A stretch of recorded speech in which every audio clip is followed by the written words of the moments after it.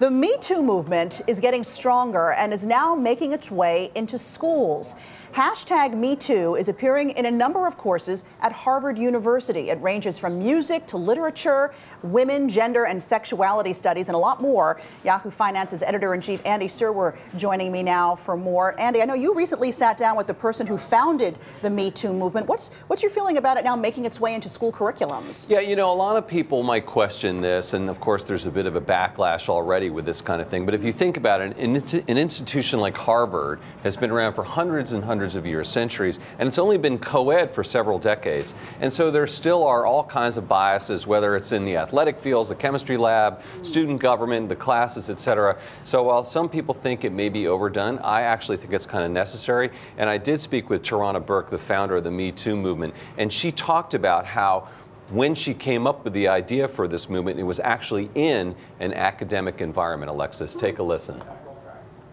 When I came out of school and I went to work for 21st Century, and I met a child in one of our camps who was a survivor, and that girl shared her story with me, and it was painfully familiar, and I wanted to share my story with her, or at the very least I wanted to say that this happened to me too. And I just had a real inability to do that. I couldn't break past these, you know, the issues that I had. And I really felt like I failed her in that moment. I failed to be able to be empathetic enough to just even say, you're not alone. That failure, if you will, I recognize now that it wasn't a failure, but that's how I felt. Propelled me to want to at least do better, you know, in a really minimal sense, do better.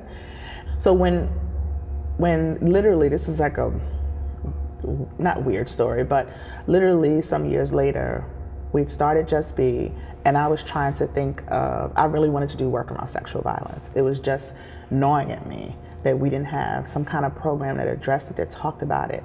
I have been doing my own internal work on my issue, you know, as a survivor, to try to figure out what healing looked like.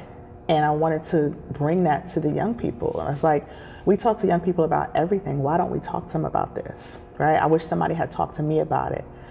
And so it came to me, these words that I couldn't say to this girl could be healing to other people. So now I can say it, right? And so I remember telling my friend, like, there was a website that you could go and design your own t-shirts. And I created a t-shirt that said Me Too on it, and I sent it to her, and she was like, wow, you know.